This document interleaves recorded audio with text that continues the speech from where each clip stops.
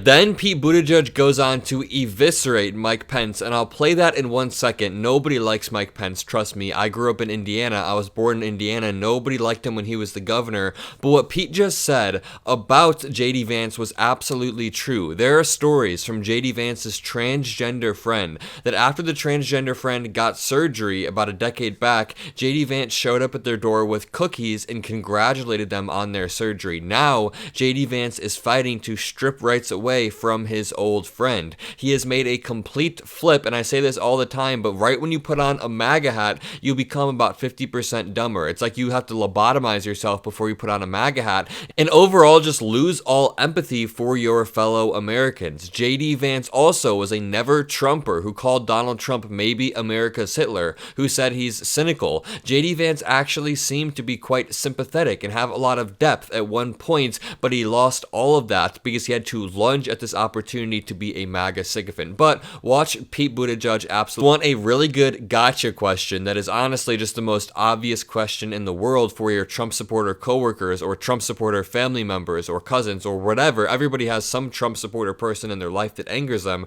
Just ask them completely honestly, why did Donald Trump need a new vice president? What happened to Mike Pence? And when they inevitably say that Mike Pence stabbed Donald Trump in the back or that he wasn't loyal enough, say, was it because of January 6th when Trump supporters are saying hang Mike Pence? Was it because Mike Pence certified Joe Biden's election results because he upheld the peaceful transfer of power? Literally just plant the seeds of doubt in their head. Ask them, why did Donald Trump need a new vice president? What happened to Mike Pence? Was it a result of January 6th? And maybe a few of them can connect the dots. I was asking my friends that question the other day, but Pete Buttigieg makes a great point. We have seen this time and time again, this pattern where Republicans talk trash about Donald Trump. They talk shit. People like Lindsey Graham used to hate Donald Trump. People like JD Vance, people like Mike Pence now hate Donald Trump, but they flip on a dime. They lose all of their morals because they are just trying to pander to people so they can stay in power. They only care about entrenching their power even further,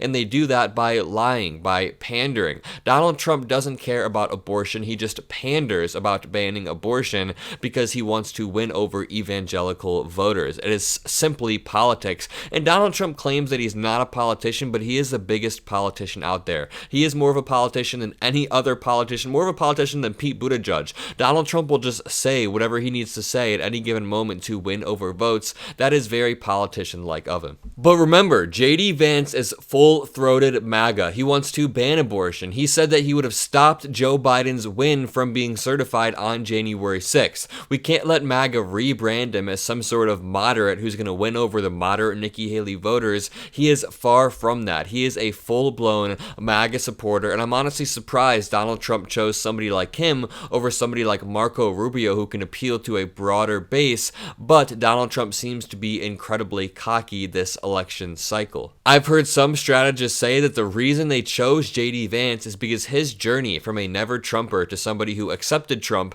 and then to somebody who actually likes Trump is a journey that a lot of Republican Americans went on. A lot of center-right Americans or a lot of far-right Americans were hesitant to accept Donald Trump, and then slowly they realized, okay, we have to vote for this guy, and now they are hesitantly voting for him. So while we are using this as a weapon, while we are weaponizing his old quotes, the Trump campaign might be looking at this as an opportunity to win over some people who are hesitant about Trump by saying, hey look, my vice president was hesitant about me at one point too. I won him over. Now he fully trusts me. I fully trust him. Why can't we have that same relationship? Why can't you go on that same journey? That's what people are speculating. I'm not sure if it'll quite work like that. I think JD Vance is a little bit too extreme with him wanting to ban abortion, him wanting to subvert the will of the American people, but we just need to be on message. Right now, more than ever, Democrats need to be unified. We need to be out there spreading our message, talking about the fake elector scheme, talking about the Brad Raffensperger phone call, talking about Donald Trump's efforts to subvert the will of the American people on January 6th, and pressuring Mike Pence.